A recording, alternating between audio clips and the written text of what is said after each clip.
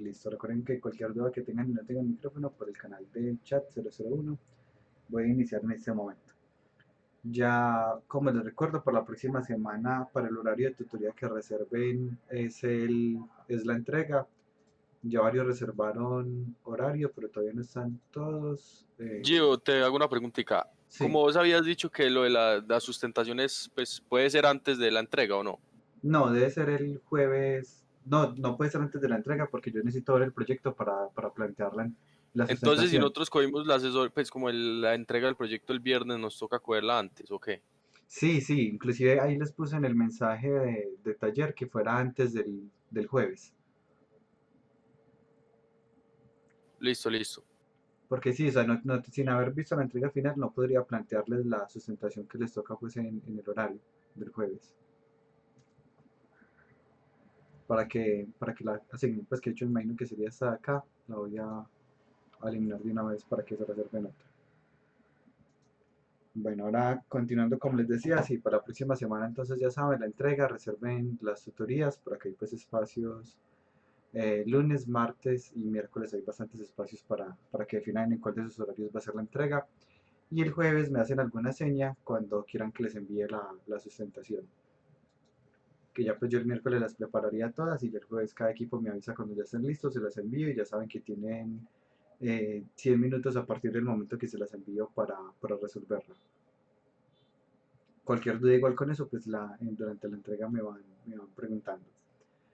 Ahora, como sabemos, estamos pues ya finalizando, así que uno de los temas que tenemos pendientes de revisar es algo que se conoce como Code Refactoring. ¿Qué es Code Refactoring? Es ese proceso de uno tomar un código que ya existe y modificarlo sin, digamos, sin dañar su funcionamiento interno. Normalmente uno hace code refactoring para organizar el código, para hacerlo más óptimo, para hacerlo más escalable, para, perdón, que sea más fácil de leer. Hay muchas razones por las cuales uno hace code refactoring. En este momento que ya están terminando los proyectos, pues es un buen momento para empezar a hacer el code refactoring de los códigos que tienen. Principalmente pensando, por ejemplo, en que sean bien legibles y que sean muy separados, de modo que en la sustentación pues todo sea muy fácil de entender.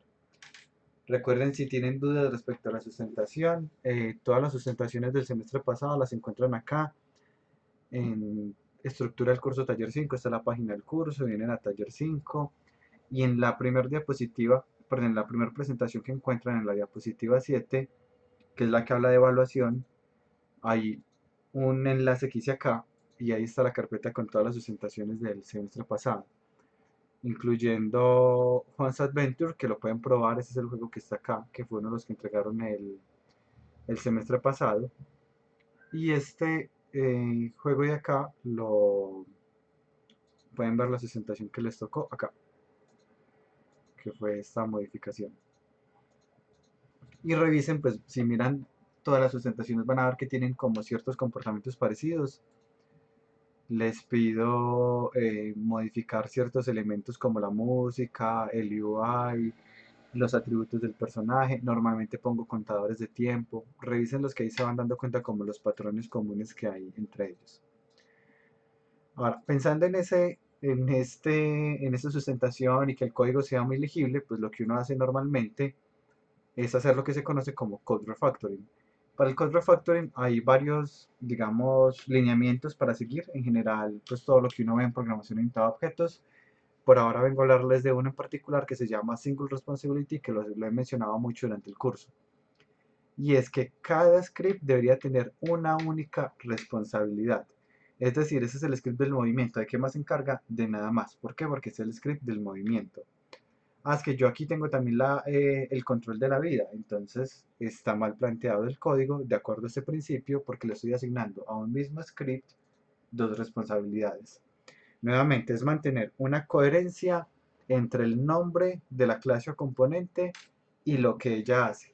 Si dice movimiento, pues solo debería encargarse de eso. Si tiene algo más como vida, puntaje, interfaz de usuario, entonces ya le estoy dando más de una responsabilidad.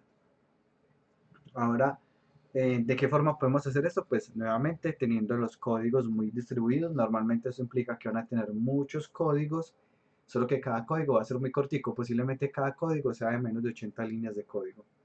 Pero es muy útil porque en el momento en que hay algún error, uno sabe dónde editarlo. Por ejemplo, hay un error con la barra de vida. No tengo que ir al script de movimiento porque no tiene nada que ver con la barra de vida. Voy al script que se encarga de manejar la barra de vida.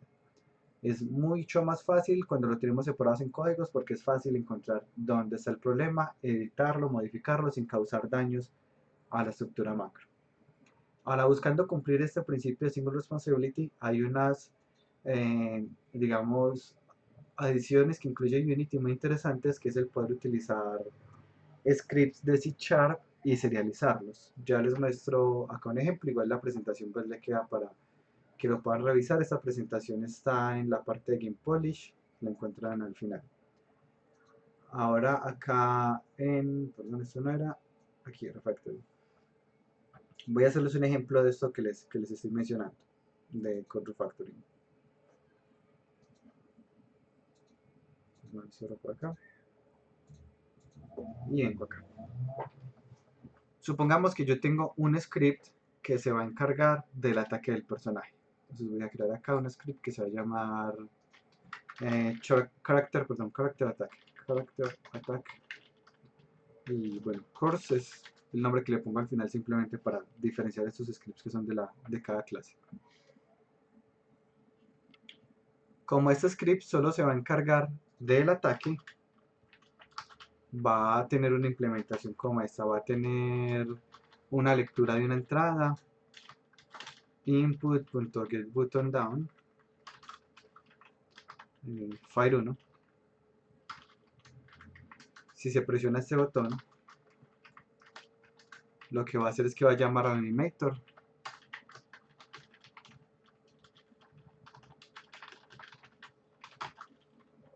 El animator pues puede obtener el componente.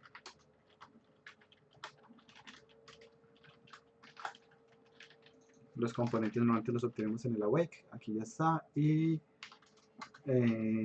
listo, ya si ataco uno, voy a llamar aquí .setTrigger. Voy a llamar a este attack 001. Supongamos que él tiene dos tipos de ataque. Inclusive puede tener tres tipos de ataque. Entonces acá hace esto. Luego por acá escuchará el evento, public void, on attack, started y on attack finish. Si miran, es un script que tiene una responsabilidad. ¿Cuál es esa responsabilidad? Encargarse del ataque. Por ahora, pues lo que está haciendo es tiene un ataque y ese ataque, pues de hecho cuando el arma, a ver, el mismo va a tener el arma, hagámoslo acá con un personaje. Voy a crear uno diferente acá. Y le voy a poner este script que estoy haciendo, que es el de attack. Ese no era.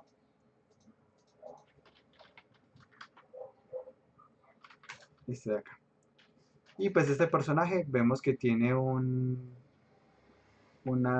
perdón, que se lo voy a poner adentro, el que tiene el mismo animator lo voy a poner. Tiene un box collider que es el de la espada, ¿cierto? O sea, tiene el box collider tiene el collider de él, que es este circulito que está acá, abajo. Creo que no se está viendo. Pero bueno, tiene un collider que está acá, que es el del personaje, ahí está. Y tiene un collider que es el del ataque, que es el que vamos a activar con la espada. Y acá es donde voy a agregar el componente, attack, character attack. Listo, esto lo puedo minimizar, minimizar, minimizar. Y lo que va a hacer pues en el evento es que va a prender pues este collider, lo va a apagar, bueno, lo que sea. Ya acá necesito una máquina de estados para mi personaje.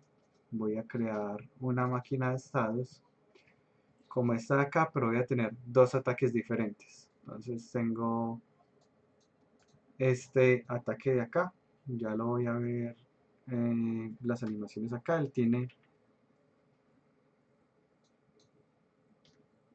este ataque, que es este primero, tiene este otro ataque y tiene otro ataque.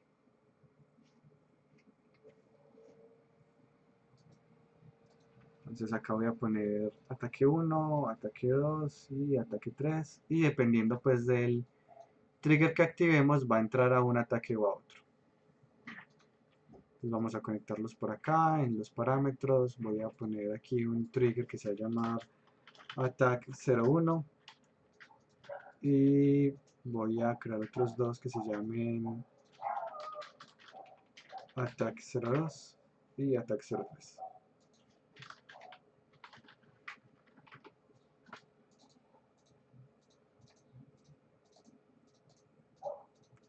Y desde cada uno de estos pues puedo volver al idle después de terminar.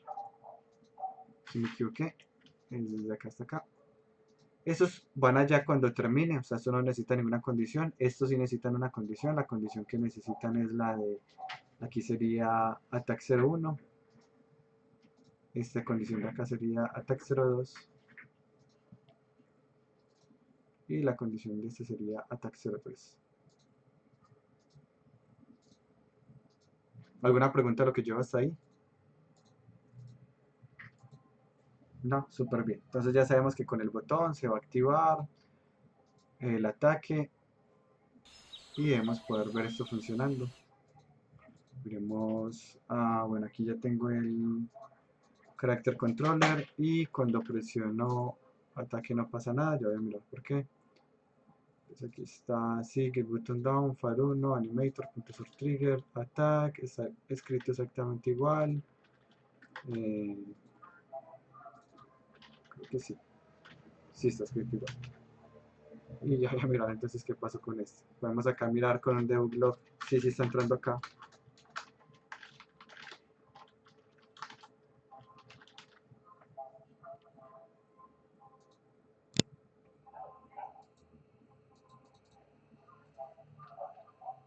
Y acá está, no puedo ver porque tiene ese mensaje todo el tiempo de la parte de los saltos. Y ya la quito por acá.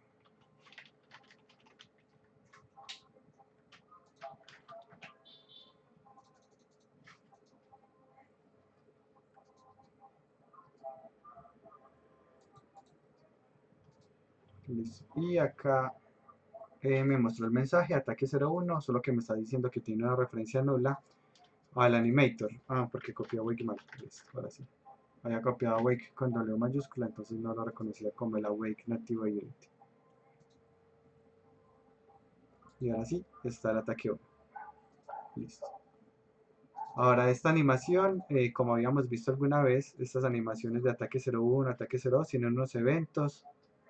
Aquí entonces va a llamar a on attack started y aquí llamaría a on attack finished. De modo que se llamen estos métodos, que es donde vamos a aprender a apagar el collector. Y acá tengo el ataque 2. Tiene lo mismo, pues necesitamos ponerle un evento de cuando empieza el ataque, que sería aquí. Este sería el de llamar a on attack started. Y aquí sería el más o menos, por acá podemos llamar al de agregar otro evento. Y ese sería el de ataque finalizado. Y el ataque 3 llamará a ataque que inició y aquí ataque que finalizó. Eso es lo mismo que ya había hecho alguna vez en las clases hace raticos, donde utilizaba esos eventos para aprender a apagar el collider. Y es básicamente pues lo que vamos a hacer acá. Ya tengo entonces mi ataque, estoy unido al evento. Lo que voy a hacer aquí es que voy a buscar el box collider.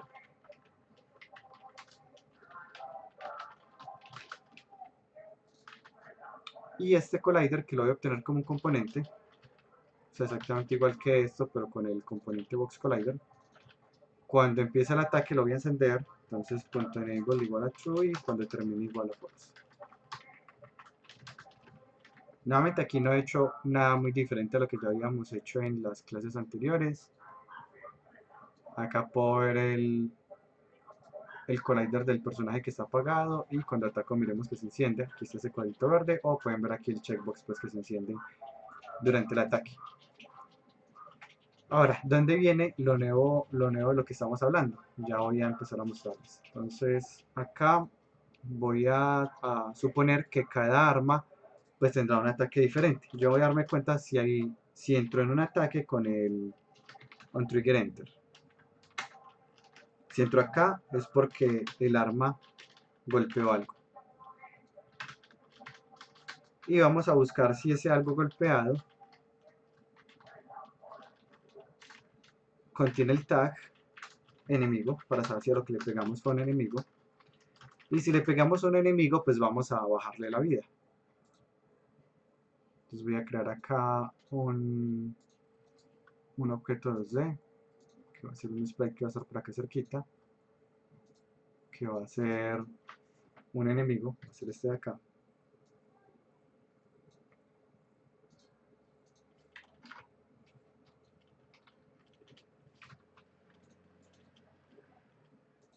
Tiene el pivote ubicado todo raro este personaje. Pero bueno. Este es mi enemigo, va a tener su Capsule Collider, que es lo normal que pondría uno para los enemigos. Y ya le ajusta el tamaño y la posición. De hecho, lo por aquí editar para que sea más fácil.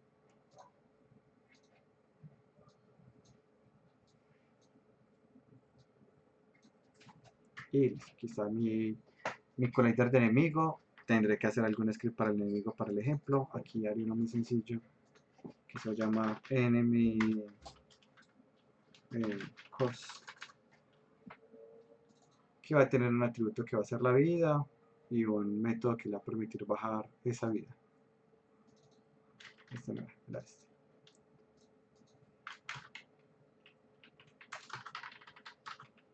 Entonces tiene su vida, load,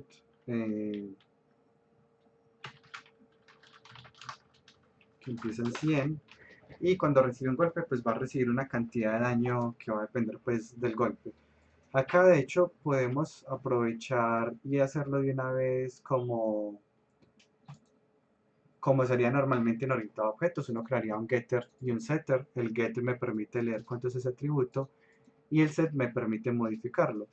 Solo que ese set vamos a editarlo, vamos a hacer esto un poquitico más largo, porque este set no va a ser solo el valor que le asignemos, sino que va a ser un valor que va a ir entre 0 y 100, de modo que el valor nuevo que le estemos poniendo nunca vaya a dar negativo y nunca vaya a dar menos de 100. Aquí esto que estoy haciendo, por si de pronto no están familiarizados, bueno, familiarizados ya lo han visto alguna vez, pero de pronto no recuerdan bien, estos se llaman getters y setters de C#. Y es que idealmente siempre debemos manejar las variables como privadas, y si necesitamos leerlas o modificarlas, lo hacemos a través de esto que se conocen como el get y el set, o getters y setters. Que si miramos, pues hay un montón de ejemplos en internet, donde uno le puede poner qué es lo que entregan cuando yo lo intento leer y qué es lo que cuando qué van a hacer cuando las voy a escribir. Por ahora lo voy a escribir aquí en esta anotación un poquito más larga porque voy a poner más líneas de código acá.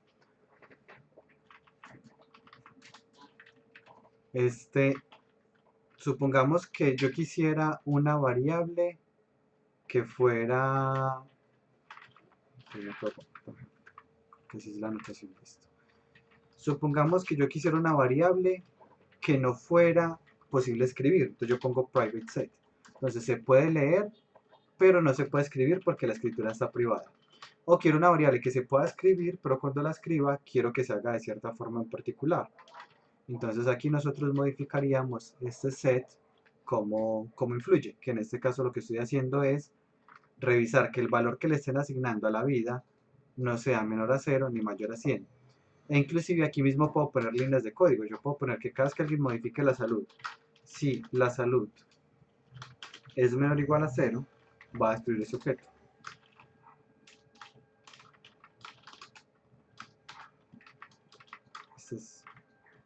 Este objeto, sí. Listo.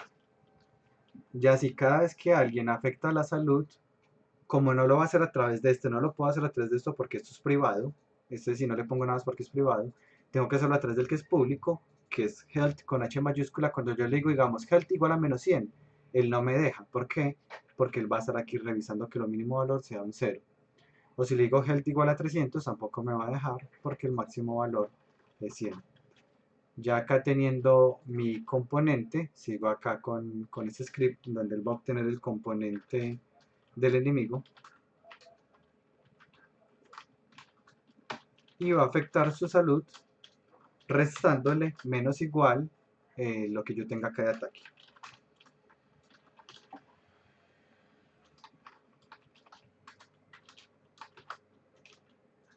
Supongamos que esta espada quita 30 de daño.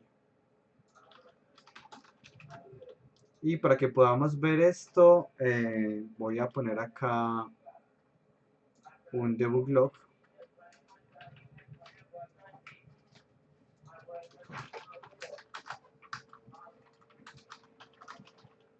Que diga la salud del enemigo.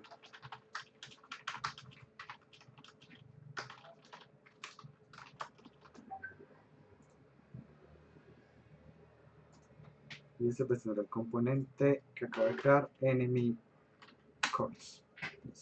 Ahora voy con mi personaje, voy a poner aquí más cerquita.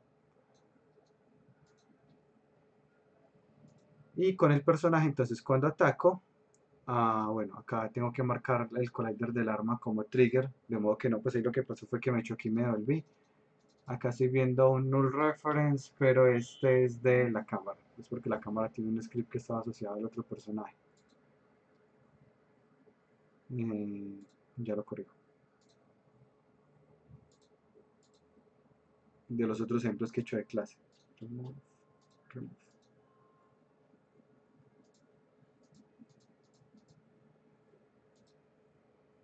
Y acá está, bueno, hizo el ataque, aquí nos salió un error de referencia nula, vamos a mirar qué pasó. Listo, no, esto es de otro script diferente. Ese fue de la clase que estaba hablándoles de eventos. Y bueno, entonces por acá por fin está el personaje, él va a atacar, cuando ataque va a activar el collider, cuando el collider golpea algo que sea un enemigo, nos faltó poner el tag enemigo, va a hacerle daño a ese enemigo.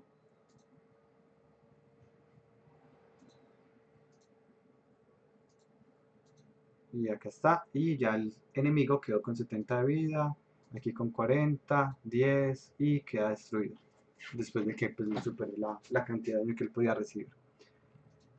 Hasta acá pareciera como razonable, como bueno, no, listo, tengo un código de 38 líneas de código, está razonable.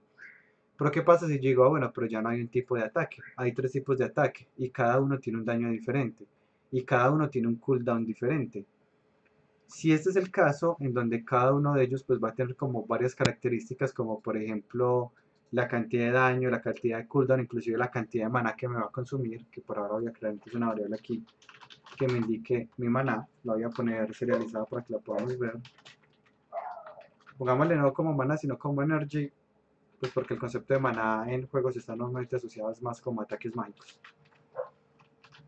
Entonces para no empezar a poner un montón de atributos acá porque voy a tener varios ataques, voy a crear un script diferente. Este script se va a llamar weapon stats.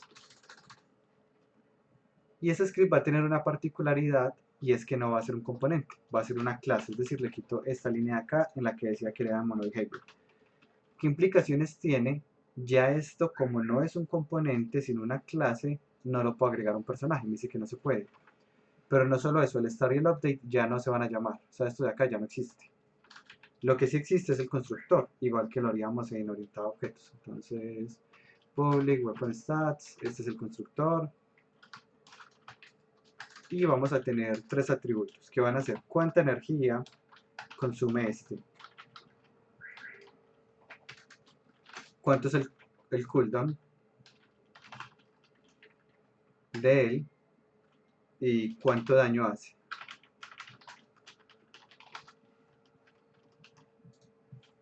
Y esto va a estar serializado.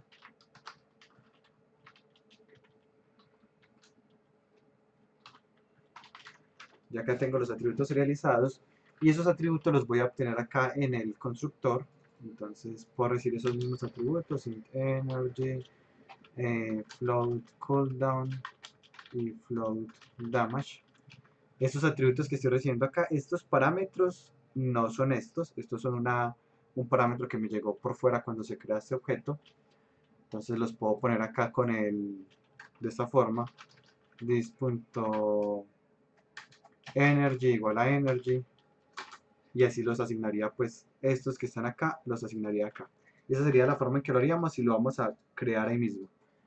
Por ahora voy a explicar una forma diferente que es teniéndolo serializado, ya voy a llegar a eso. O sea, de hecho pensemos en que este es un script que nos va a servir como para almacenar información principalmente.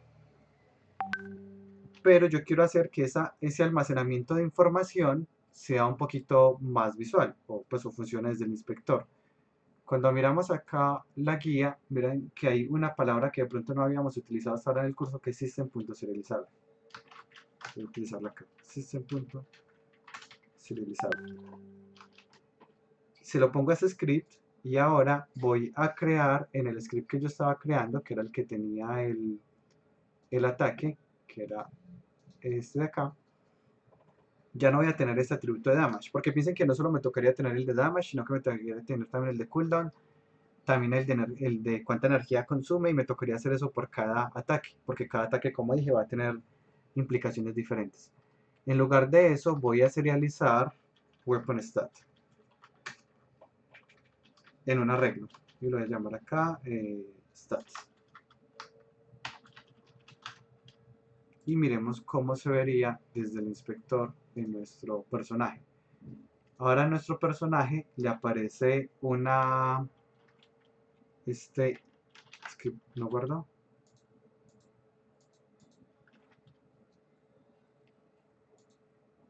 porque todavía me está mostrando damage, o estoy viendo lo que no es, porque hay un error. Listo. Como había un error, no había actualizado. Si hay error en los scripts, él no les va a actualizar acá. Ahora sí miremos que tiene stats. Le voy a decir que él tiene 3 tipos de arma. Y miren que me lo despliega como si fuera una versión muy simplificada de nuestro propio editor. Entonces ya tenemos, voy a hacer la primera arma. Inclusive podría ponerle un atributo, pues no lo voy a utilizar, pero podría ponerle el atributo nombre.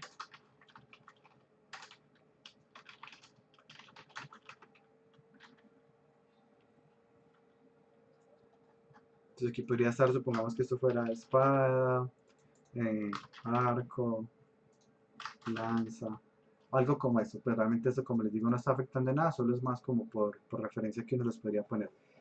El primero va a consumir 10 de energía, va a tener 0.5 segundos de cooldown y va a causar 10 de daño. El segundo va a utilizar más energía, se va a demorar más y va a hacer más daño. Y el último se va a demorar mucho más, pues pongámoslo como si fuera la ulti, y va a ser mucho más daño. Pues podríamos poner casi que lo eliminara en un solo golpe, ahí estaría. Esto nos va a permitir tener el código mucho más limpio, porque miremos que ahora tenemos un script que se encarga del ataque, y las estadísticas de las armas las maneja otro script por separado, que es este que tenemos acá. Y lo que hace él es tener un arreglo de esas estadísticas de esas armas. ¿Cuál es la diferencia? Que esas estadísticas las tenemos serializadas para que acá desde el mismo inspector podamos definirlas. Y si le queremos agregar una cuarta arma, pues aquí agregaríamos el 4. Ahora, ¿cómo sería ese código? Aquí ya lo que haría es, utilizaría, si el file es 1, podemos atacar, y el daño que se va a hacer, ahora sí va a necesitar la variable de damage. El damage. Y el daño que se va a hacer, damage, va a ser igual a esas estadísticas que tengo del arma 0. Punto, y de acá me interesa la variable, me interesa leer una de esas variables, que es la variable de damage, que aquí no las puedo leer porque nunca las puse como públicas. Nuevamente lo ideal sería hacerle unos getters, pero acá por velocidad lo haré de esta forma. Entonces punto damage, y ya ahí estoy leyendo cuánto daño hace la espada 0. Pero entonces también tengo que preguntar acá si presioné el botón y stats en la posición 0 punto cooldown, pues si ya superé el cooldown, entonces voy a tener acá otro atributo que va a ser un contador de tiempo que va a tener cada una de estas armas. No lo pondré como público. Float time igual a 0. Y voy a ponerle acá un método que se va a llamar update. Ya sabemos que este update no se va a llamar de forma automática.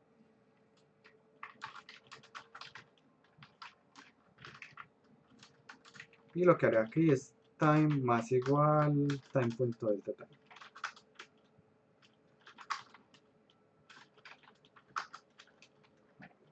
Esto lo que va a hacer es que el tiempo se actualice para saber si ya está listo, pues si ya superó el cooldown o no. Y acá en el update, ya que este sí puede tener update, pues necesito actualizar esos cooldowns. Entonces voy a mirar si este tiempo es mayor a ese cooldown. Inclusive, bueno, podemos tratar de quitarle responsabilidad a este y ponérsela a este, manejando un atributo que va a ser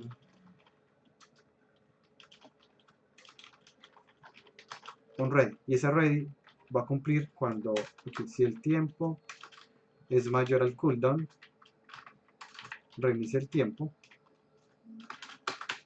y ponga ready en verdadero. Y cada vez que la utilicen, pues ready tendrá que volver a ponerse en falso.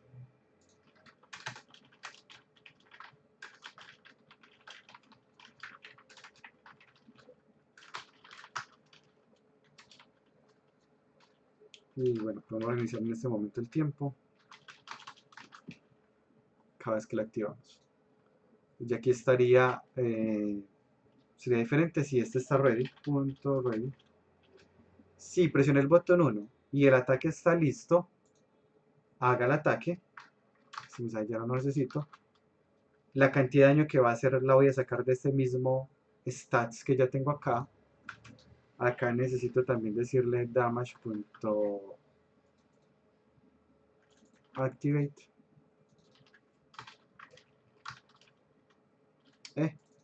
Puse acá stats en la posición 0.activate.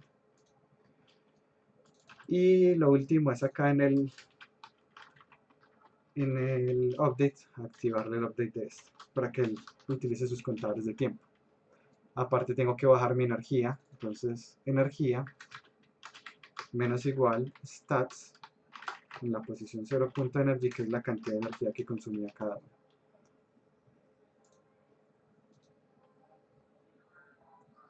Entonces acá hago el ataque y el primer ataque habíamos dicho que hacía 10 de daño y acá miramos si efectivamente el enemigo quedó con 90 de vida. Ahora pues podría hacer esto dentro de un ciclo for para hacerlo de una vez para los tres ataques. Entonces para int y que va desde 0 hasta ahí menor a la cantidad de stats que tengo, pues de armas que tengo y más. Y voy a hacer esto dentro de un ciclo for para que me funcione con todas. Así que ya no es solo con la 0, sino que es con la i, con la i, con la i, con la i. Aquí voy a hacer un truco y es que esto va a ser la tecla que haya presionado más i más 1 porque no hay file 0, hay file 1. Entonces si presioné la tecla 0, pues esto, perdón, cuando presiono fire 1, miremos que aquí va a funcionar porque fire más i más 1, 0 más 1, 1, entonces me va a llamar fire 1 y va a preguntar si ese ataque 1 estaba disponible y bueno, así más o menos va a funcionar. Ya vuelvo acá para mostrarlo, miremos que esté funcionando bien. Entonces acá puedo atacar con este, puedo atacar, creo que acá no me cambió. Ya voy a mirar. Creo que aquí está en el set trigger, aquí pasa lo mismo.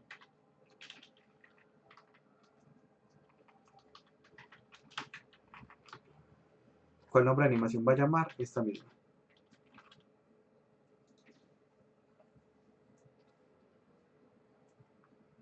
Acá está el 1, el 2 y el 3. Y si intento llamar varias veces el 3, ahí estoy presionando el 3, pero no me da porque el cooldown de él no se terminaba. Así que se terminó, ahora sí está listo. Y aquí pues miremos que sigue funcionando. Cuando le pego con este, por ejemplo, le debo hacer más daño. Ya voy a revisar, ahí está bajando de 10 en 10, ya voy a revisar qué pasó. En la parte de damage, igual stats en la posición i.damage y acá está El uno debería ser este, que hace 20 de daño. Vamos a mirar acá por si acaso, cuando yo hago el segundo, aquí hice el segundo, se llamó Ready, se llamó, creo que Ready se llamó los tres. Ah, no, no, solo se está llamando en este, sí. O sea, el cooldown está bien, inclusive el de este no está listo, y hasta que no pasen 5 segundos no va a estar listo otra vez. Ya me falta revisar es porque el daño no está funcionando, que debe ser cualquier bobada de acá, que tengo algún error, ya voy a mirar. Ah, es porque aquí había dejado un 10 fijo, dash, ahora sí.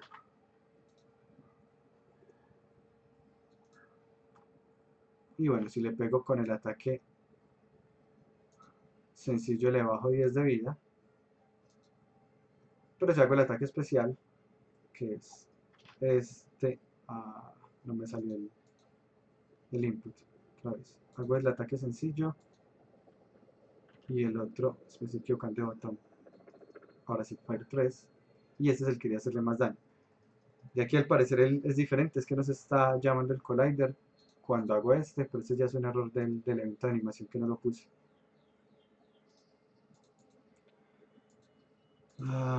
Este era Attack 3 y Attack 3 debería llamar. Está no al revés, está llamando Attack Finish al principio. Aquí es Attack Started y acá es Attack Finish. Ahora sí, varios errorcitos ahí, pero ya. Y acá, ¿dónde está el enemigo? Acá. Y ahí está, lo destruyó en un solo golpe, que fue pues como con el ataque especial. Aquí hay algo en lo que me equivoqué, que no había notado, y es que la primera vez me tocó esperar 5 segundos, porque empezó el contador de tiempo en cero. Esto se puede solucionar diciéndole en el constructor que empiece en el mismo valor del cooldown, por ejemplo. De modo que empiece ya en el valor más alto. Pero bueno, ¿qué era lo importante de acá? Que miráramos, pues ya aquí vimos el ejemplo funcionando. Lo que tengo es una clase que se encarga de los stats del arma, una clase que se encarga del ataque y hace uso de esos stats del arma, y gracias a que utilizamos esta particularidad de serializable, los podemos tener visibles en nuestro inspector como si fueran parte de lo que pueda hacer el personaje, que es algo pues bien útil en los proyectos. ¿Qué preguntas tienen de eso que acabo de explicar acá?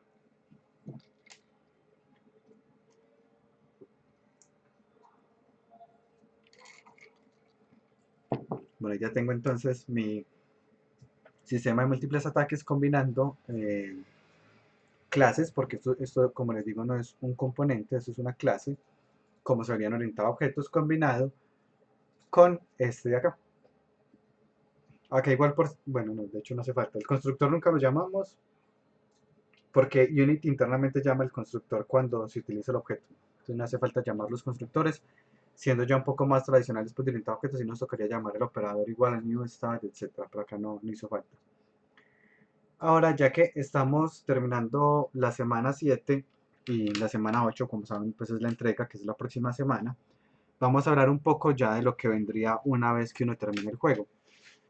¿Qué sigue después de estar en este punto? Pues de terminar, no, de estar en este punto tan avanzado del juego, que es, digamos, lo que se les viene ahora, es la primera parte, sería el QA. QA, Quality Assurance, es ese proceso en el que vamos a garantizar que la calidad del producto es la correcta. Entonces vamos a revisar, a buscar, reportar y clasificar todos los errores que encontremos. Ese es el proceso que vendría en este momento, porque idealmente pues ya están prácticamente finalizando el proyecto. ¿Por qué se hace Quality Assurance? Hay varias razones, hay una que me gusta resaltar y por eso las pongo acá todas. Nada sale como uno lo tiene planeado, si algo puede salir mal, va a salir mal. Si miles de personas prueban el juego de uno, posiblemente prueben algo que uno no había probado y le salga algún error. Cuando uno desarrolla para alguna plataforma, especialmente para consola, hay una lista de requisitos que uno debe cumplir. Y bueno, pues ni uno ni el equipo de uno va a tener siempre la razón y por eso mismo uno hace el QA.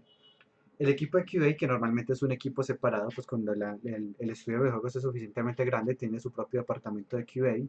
Lo mismo pasa pues con una empresa de software, las empresas de software tienen su equipo de QA. Y ellos son los que se encargan de garantizar que el producto que uno está haciendo sí cumpla los requisitos para la plataforma que uno está lanzando. Voy a poner algunos ejemplos. Cuando lanzamos uno de los proyectos que fue el de Bicentenario que hicimos con UPI Virtual para la vicepresidencia el año pasado, lo subimos a la Play Store. Hasta ahí ningún problema. Pues yo mismo hice la parte como de QA, de revisar esa lista de requisitos que le piden a uno para subir a la Play Store, que era unas capturas de pantalla, una descripción, llenar unos formularios de acuerdo al rango de edad del público objetivo de uno, etcétera, etcétera. Pero luego esos lineamientos los van cambiando. En mi caso, pues nuevamente, pues yo fui el que tuve que hacer como el QA en ese caso, pero la idea es que sea un departamento encargado de esto. Por ejemplo, ¿qué reglamento cambiaron? A partir de agosto del 2019, todos los APK que se suben a la tienda de la Play Store deben estar disponibles para procesadores x64. Originalmente uno podía subirlo para procesadores x86 o x64 para cualquiera de los dos, pero no necesitaba estar obligatoriamente x64. Lo que hacían muchos desarrolladores era, para no tener un APK, pues un build muy pesado, solo lo subían en x86. Para hacer como la aclaración de eso, piensen en como en los computadores. El computador pues que uno tiene es de 64 bits, pero los computadores originalmente eran de 32, ¿cierto? Cuando uno mira aquí en el computador, acá está pues de 64 bits, que es lo más normal. Pero los computadores viejos eran de 32. Y pasó lo mismo ahora con los celulares. Antes con los computadores, entonces sacaban los ejecutables en 32, porque le iba a funcionar a la mayoría de computadores. Si sacaban uno de 64 y uno tenía un computador de 32, no le funcionaba. Entonces lo sacaban en 32 y aparte era menos trabajo para ellos. Luego llegaron Windows y empezó a exigir que obligatoriamente funcionaran también en 64, porque mucha gente se estaba actualizando a computadores de 64 y no podían utilizar los programas que antes utilizaban porque los desarrolladores no se habían actualizado. Ahí lo que hizo fue, pues Microsoft fue el que impulsó ese cambio y ahorita está pasando lo mismo con los celulares. Teníamos celulares que tenían procesadores de 32 o una arquitectura pues que se llama arquitectura x86 y esa arquitectura que duró muchos años ya no es tan común, ya la mayoría de celulares son x64, que es más rápido, es una arquitectura diferente, y les estaba pasando lo mismo, habían personas que entraban a la tienda y había una aplicación que no les aparecía y otra persona así, ¿por qué? Porque esa aplicación solo está disponible para x86 y no era compatible con x64. Así que a partir de agosto del año pasado puse ese cambio. Entonces, ¿qué haría alguien de QA? Alguien de QA está enterado de estos cambios y le dice al equipo de desarrollo, tengan en cuenta que para el momento del build también lo necesitamos en x64 porque es un requisito de la tienda. Otro requisito de la tienda es que pese menos de 150 megas. Tengan en cuenta que si sacan para x86 y x64 para ambos, el build va a quedar en teoría el doble de pesado. Pero no queda el doble de pesado, pero sí queda mucho más pesado. Entonces es más fácil pasarse de los 150 megas. Hay obviamente formas de rodear esto. La forma más directa es sacar la aplicación por bundles. No sé si han descargado algún juego que sea muy pesado y no lo descarga y luego entre el juego se sigue descargando. Ese es el concepto de bundle. Y la otra es uno no sacar dos APK, sino sacar un archivo, pues digamos, llamémoslo un binario, que la Play Store saca por uno el APK. Y así uno no tiene que subir un archivo muy pesado a la Play Store, sino que él mantiene los dos APK separados, pero no le cuentan a uno más peso. Esa es como la que más utilizo yo. Ahora, todo esto nuevamente, ¿quién se encargaría de esa lista de requisitos? El QA. Hay muchos requisitos que uno no conoce de las tiendas. Por ejemplo, nos rechazaron una aplicación de la Play Store porque no tenía un aviso que decía que era de realidad virtual y que la persona podía hacerse daño mientras la utilizaba, porque tiene el carro puesto, si él decide caminar y se choca, podría demandar a la Play Store o a nosotros, pero entonces ellos dicen, ponga una pantalla de salvedad al inicio, una pantalla que le diga, esto es de realidad virtual, podría causarse daño, etcétera, etcétera. O algo así parecido tiene Pokémon Go. Y es un requisito que tiene la tienda. Nuevamente, ¿quién tiene ese tipo de información? La persona de QA es la que sabe las plataformas qué tipo de requerimientos tienen. Les cuento como dato curioso, nosotros nos rechazaron la aplicación, esa fue para escuela de verano del año pasado, la organizamos, le pusimos la pantalla con la advertencia, la subimos y volvieron a rechazarla por la misma razón. Resulta que como el mensaje estaba en español, ellos no habían, la persona que lo revisó no se dio cuenta que el mensaje ya estaba. Entonces nos tocó poner un ticket y explicar que como la aplicación solo había sido lanzada en Colombia, que es una de las opciones que uno tiene cuando uno sube a la Play Store, el mensaje pues tenía que estar en español porque no todos hablan inglés.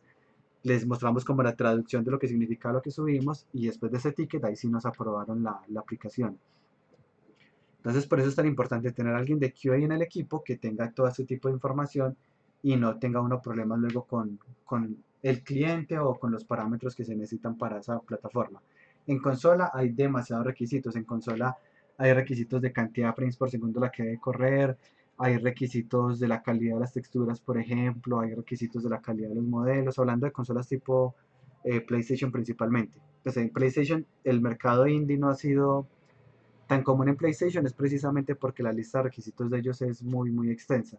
Lo mismo pasa ahorita con Oculus Quest, que es el sistema de realidad virtual de Oculus. Los requisitos son tan altos que cuando uno mira las aplicaciones que están en la tienda, todas son de empresas grandes, del mismo Facebook, de Ubisoft, se me olvidan otros nombres de desarrolladores, pero no hay aplicaciones tan comunes. Disney tiene una, por ejemplo, Disney tiene la de Coco, pero no encuentran una aplicaciones de indies, pero es precisamente por esto, porque necesitan tiene una lista de requerimientos bien, bien pesada. Y sin un equipo de QA dedicado a garantizar que eso se cumpla, pues va a ser muy difícil. ¿Alguna pregunta a lo que acaba de mencionar?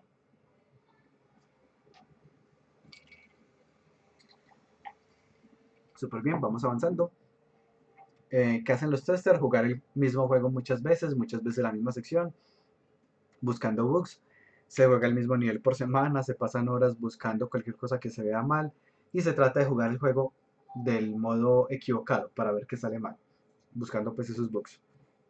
¿Qué es un bug? Y eso se los aclaro de una vez porque luego cuando estemos en la parte de las entregas es normal que me hagan algunos reclamos como, ¿y eso si era un bug? Pues vamos a ver qué es un bug. Un bug puede ser un error de código, un gameplay pobre, texturas que tengan errores de flickering, o sea, digamos dos texturas que están como cambiando entre ellos porque los dos objetos están en la misma posición. Esto pasa mucho en 3D. Tengo dos objetos en el eje Y igual a 0, que uno encima del otro y la tarjeta de video no sabe cuál va primero, a veces pone primero uno, a veces pone el otro y se empieza un flickering raro.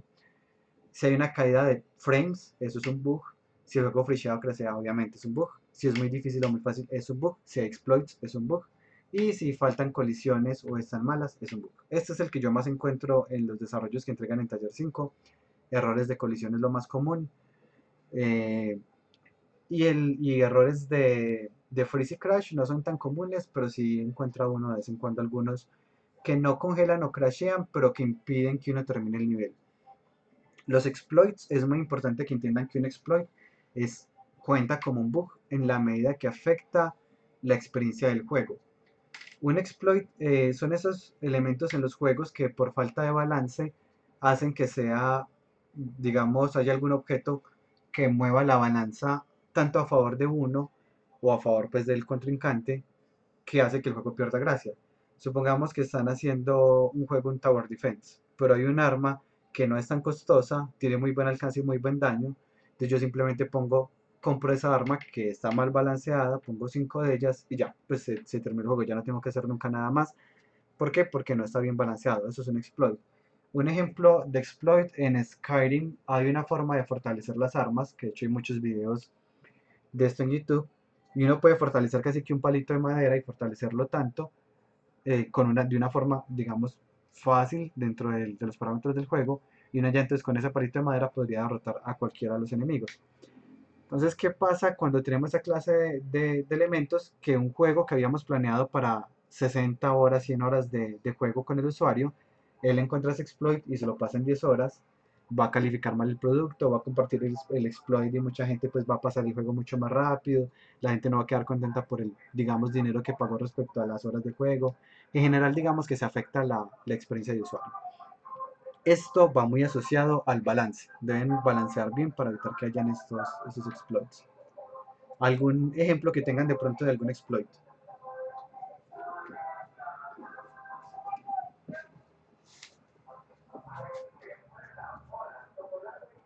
¿No hay ejemplos? Sí. El de Dark Souls 2, si no estoy mal, que le tiran como un agua al último boss, una botella y se queda congelado toda la pelea. Entonces en los speedruns lo usan. Por Pues ejemplo, sí. casi que llegan al final y le tiran la botella pues, de agua bendita y le pasan el control a otra persona para que lo mate porque es simplemente spamear botones para matarlo. Listo, ese es un buen ejemplo de exploit. Sí, Súper una bien. pregunta. Sí. ¿Y cuál es la diferencia realmente entre un glitch y un bug? Normalmente cuando habla de glitch, normalmente es visual. O sea, un bug tipo C es un glitch. Por ejemplo, no sé si recuerdan Assassin's Creed, creo que fue Unite, eh, en el que habían las caras a veces quedaban como por fuera, pues los ojos quedaban por fuera de la cara. es Assassin's Creed Glitch Face. Este se fue súper famoso. Eso es un bug tipo C o un glitch, pues es como un término que se utiliza muchas veces. Pero creo yo que se presta para ambigüedades ese término. Este se hizo súper famoso.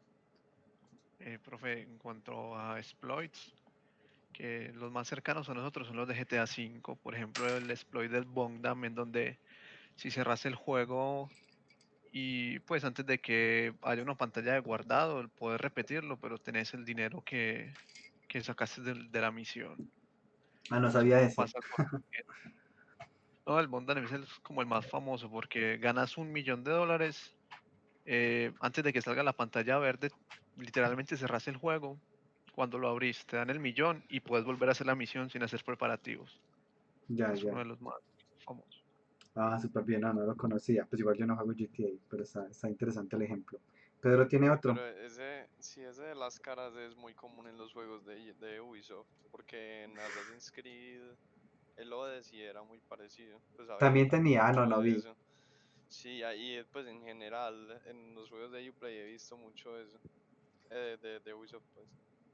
A nosotros nos pasó un bug muy parecido a este con el proyecto de Bicentenario que en algunos celulares se veían los huesos y la cara por dentro, parecido a esto. Fue bien interesante porque solo ocurría en algunos celulares. Entonces, son bugs que a veces son muy difíciles de encontrar. No son bugs tipo A porque no crashean el juego, son bugs tipo C porque afectan es la parte visual, pero obviamente son malos, pues y aparte de que pueden crear un efecto negativo. Normalmente, pues en algunos casos el desarrollador es muy de buenas y lo que hace es que se vuelve viral y le sirve como publicidad, pero no es lo normal. Listo, gracias. No sabía que había pasado en otro de los Assassins. Ahora, continuando por acá, ya sabemos que es un bug. Ahora, ¿cómo encontramos bugs? Pues vamos a tratar de jugar el juego tanto como sea posible. Vamos a tratar de preguntarle mucho al equipo de desarrollo qué creemos que puede salir mal, porque ellos pues ya tienen algunas sospechas. Vamos a tratar de hacer todo mal, tratar de hacer todo al revés, tratar de saltar en todo lo que sea posible, agacharse en todo lo que sea posible, tratar de escapar del nivel y spamear los botones. Y con eso normalmente pues uno encuentra algún bug. Este es el 7, por ejemplo, yo lo intento mucho, el 7 y el 6. El semestre pasado en el equipo de Nicolás, que es uno de los monitores, yo encontré un bug que fue muy interesante en esa primera entrega, porque era muy difícil de ver. Uno tenía un personaje que tenía un ataque cuerpo a cuerpo, melee, y como estaba hecho, es que cuando uno atacaba, pues se prendía el Box Collider y luego se volvía a apagar, lo normal.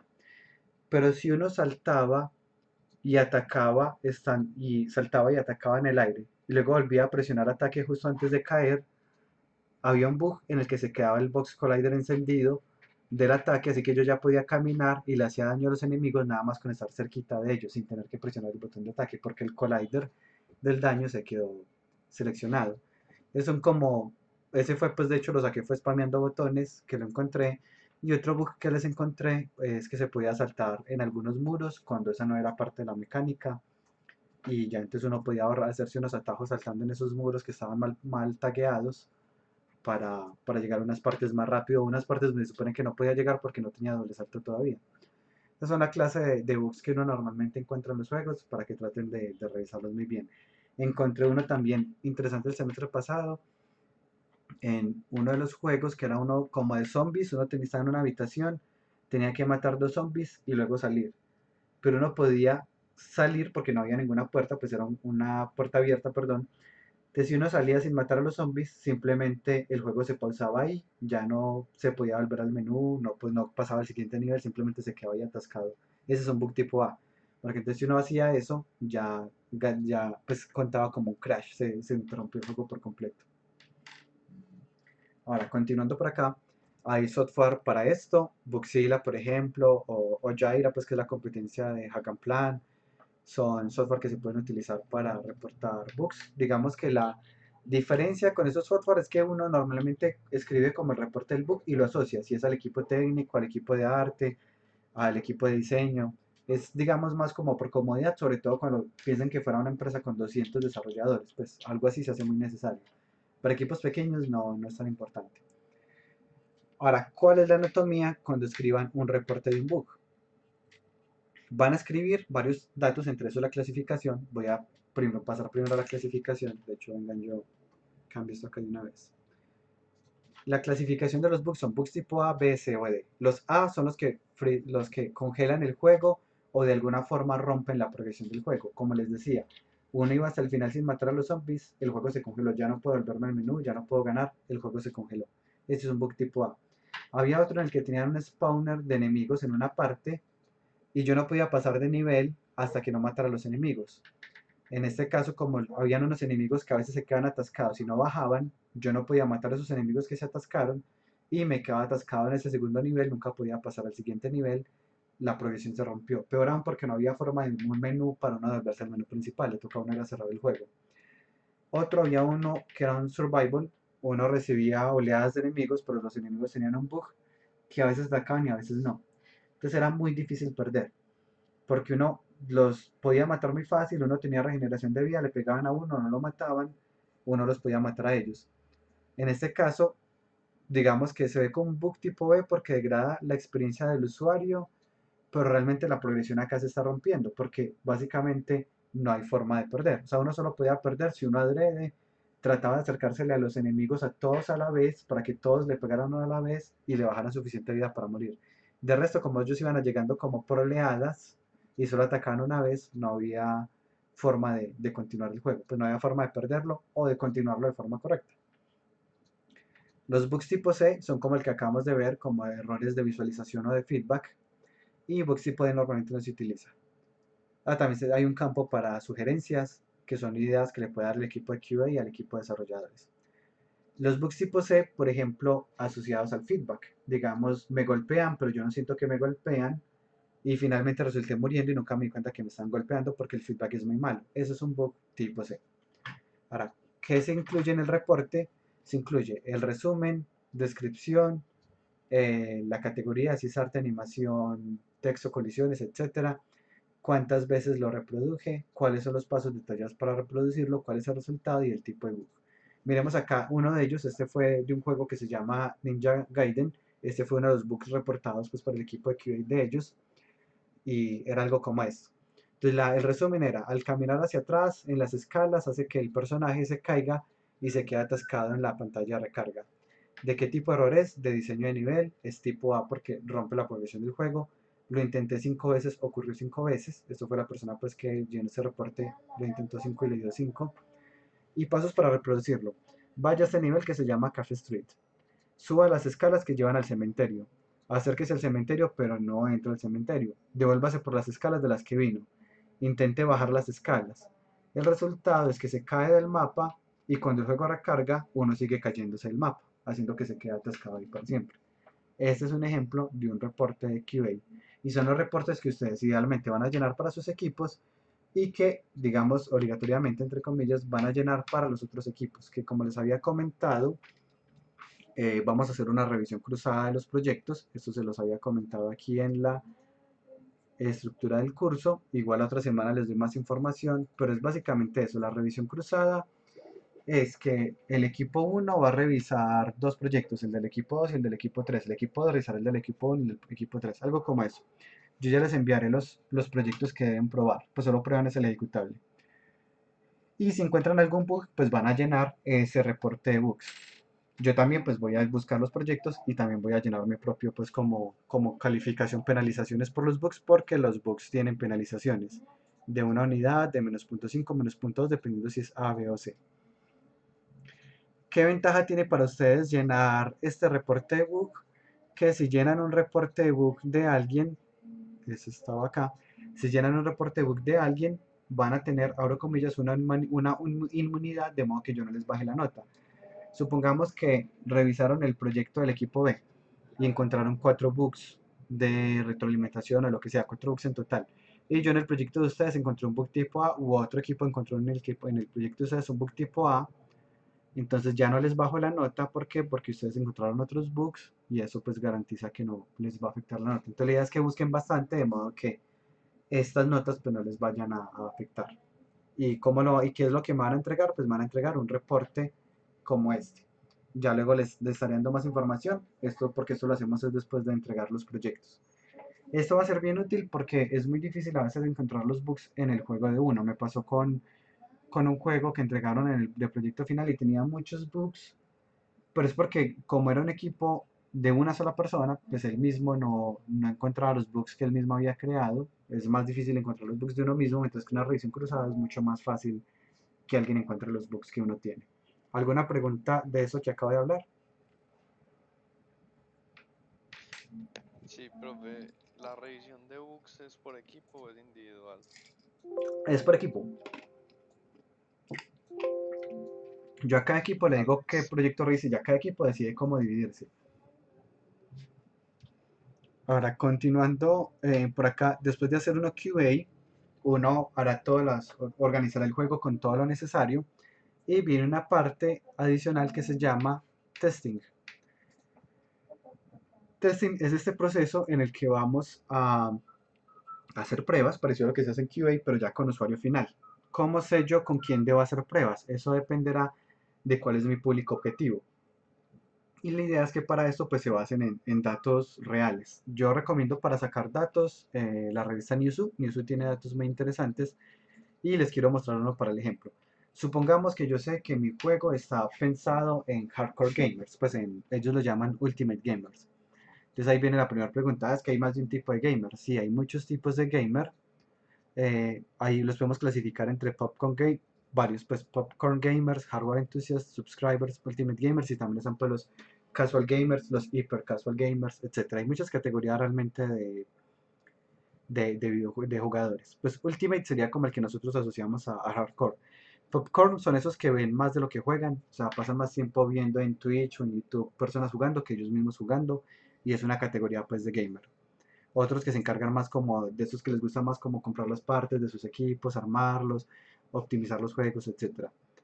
Y pues este es otro tipo de producto los que le podemos vender a estos, a los subscribers también es otro tipo de producto diferente. Bueno, para cada uno habrá su forma de monetizarlo. Nos interesa este de acá, supongamos que el juego que estamos sacando, algo pues tipo Cuphead, tipo Dark Souls, tipo Metal Gear, son juegos que son más pensados en lo que llaman acá Ultimate Gamer. Entonces vamos a ver qué nos dicen del Ultimate Gamer. Nos dice la revista Newzoo que en promedio estas personas tienen 28 años de edad. Si miramos aquí el rango, la curvita de la edad, vamos a ver que la distribución más grande está entre los 21 años y los 31 años. Este es el rango donde vamos a encontrar la mayoría de lo que llaman acá Ultimate Gamer. Entonces ya sabemos que si queremos que nuestro público objetivo sea este tipo de persona, la idea es que probemos con personas que cumplan esa característica, personas entre 21 y 31 años, idealmente pues de 28 que es como la media. ¿Y qué otras características tiene este Ultimate Gamer? Tiene otras características interesantes, que tiene otros hobbies aparte de los videojuegos como Computer Electronics and Gadgets y películas. Son como los otros hobbies que tiene él. La mayoría de ellos vive solo o con pareja y con hijos. La mayoría de los Ultimate Gamers, sobre todo pues considerando ese rango de edad, ya van a tener hijos. Varios de ellos viven con padres, casi ninguno vive con pareja y sin hijos. Miren que aquí es bien poquito y muy poquitos de hecho viven solos. Y aparte el 65% son hombres. Así que ya con esto yo puedo saber, yo bueno, si esta es mi persona, este es mi público objetivo, ya sé que yo las pruebas debería intentar hacerlas para que sean más reales con alguien que tenga en promedio 28 años, que tenga pareja e hijos y que tenga, pues no, esto va a estar implícito pues, y que sea hombre, pues me va a dar un público más parecido al público objetivo. Esta sería ser la persona que querían buscar para hacer las pruebas de su proyecto si este es su público objetivo. Si es otro público objetivo, pues buscarán la tarjeta equivalente a ese público objetivo. Porque, por ejemplo, por acá hay otra, ya la cerré yo creo. Por ahí hay otras estadísticas, por ejemplo, para los popcorn gamers y así. Tiene unas otras estadísticas muy interesantes para que las revisen esta revista. Por ejemplo, me gustaría sacar un juego y mi público objetivo es Japón.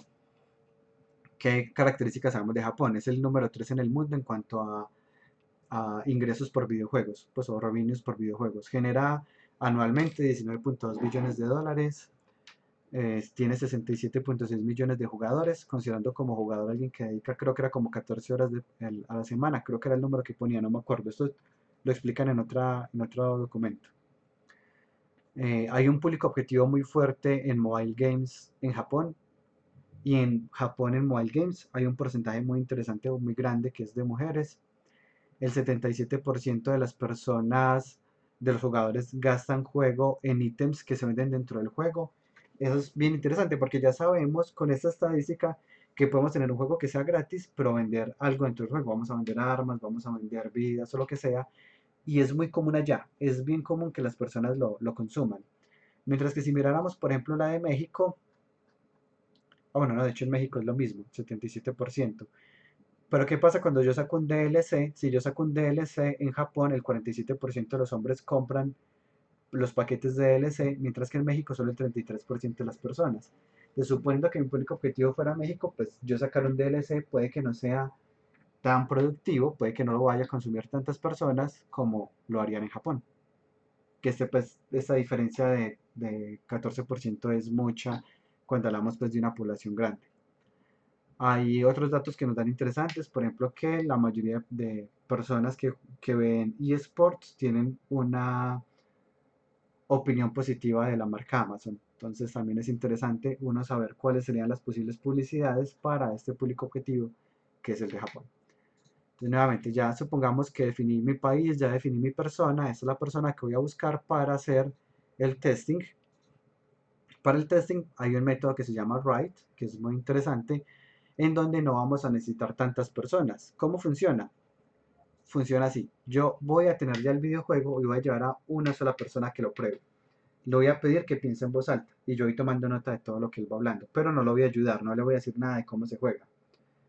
Y supongamos que llega una parte en donde él se atasca, porque había que hacer un doble salto y él no sabía, tenía que encontrar una llave y no sabía, él simplemente se atascó, ya se aburrió, entonces esa persona queda descartada. Con esa persona no volvemos a hacer pruebas nunca más, porque ya esa persona está contaminada con la información de esta primera prueba. No volvemos a hacer pruebas hasta no haber corregido el problema que hubo con el primer jugador. Cuando lo corregimos, vamos al jugador 2. Ya ese jugador 2 puede que se atasque en otra parte, tomamos nota, nuevamente lo descartamos y así. Entonces vamos, cada vez que tenemos unos usuarios, vamos iterando y muy importante, no hacemos pruebas hasta no tener todos los ajustes terminados. Vamos a revisar siempre con usuarios diferentes y a repetir ese proceso, siempre con usuarios diferentes. Porque si pusiéramos al primer jugador a repetir la prueba después de hacer los ajustes, el primer jugador ya va a estar prevenido a buscar esa parte en donde se atascó. Y ya lo que él nos diga va a estar contaminado o va a ser subjetivo. Gio, Sí, ¿qué pasa si uno de los jugadores no se atasca, pero el siguiente sí? Eso, esa igual pues sería digamos, eso sí. sería una corrección, o sea, porque como se supone que estamos probando con nuestro público objetivo. Si el primero no se Ujú. atascó, pero el segundo sí, hay que hacer la corrección. Siempre miramos como en el caso, en el peor escenario. O sea, miramos, digamos aquí, ¿Y, el primero le fue bien, al segundo no, igual. No probamos con el tercero hasta no corregir el problema que tuvo el segundo. y cómo sabemos cuándo parar?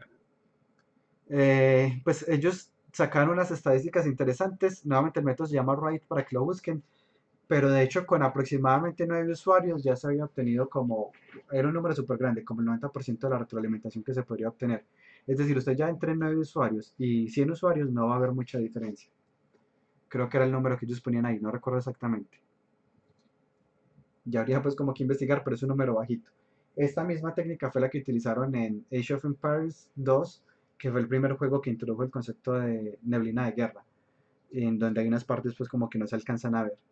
Y con eso en consideración, pues que era una mecánica nueva, ellos tenían que garantizar que fuera muy muy clara para el público de ellos y fue este el método que utilizaron, el Write Testing. Y con eso fue que lograron pues un juego que digamos ha sido tan famoso a lo largo de los años. ¿Alguna pregunta adicional? Listo, muy importante cuando hagan estas pruebas, nuevamente traten de que sea con el público objetivo. Ah, es que voy a poner a probar a mi mamá, pero mi mamá está por los lados de los 40 a los 50 años y nunca ha jugado nada, está muy lejos de la persona que yo quiero probar. Es mejor que busquen personas que sean efectivamente el público objetivo cuando estamos hablando de la parte de testing. Si estamos hablando de QA, no importa quién lo pruebe, cualquier persona que nos pueda decir encontré un bug nos sirve. Pero cuando ya queremos probar la experiencia de usuario, que el Core Game Loop efectivamente se esté cumpliendo y que no haya alguna atasque en ese Core Game Loop, debemos hacerlo con el público objetivo. Eso es bien importante ahí. ¿Alguna pregunta antes de que terminemos?